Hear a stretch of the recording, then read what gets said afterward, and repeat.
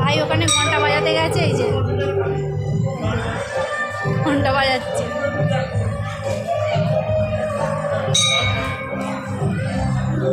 ঠান্ডা পড়ে গেছে, দেখা যাচ্ছে। কোথায় যাচ্ছিস?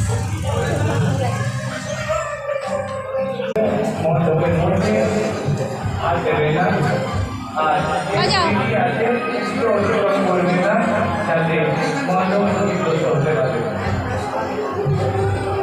আমরা এই 10টার সময় বেরিয়েছি।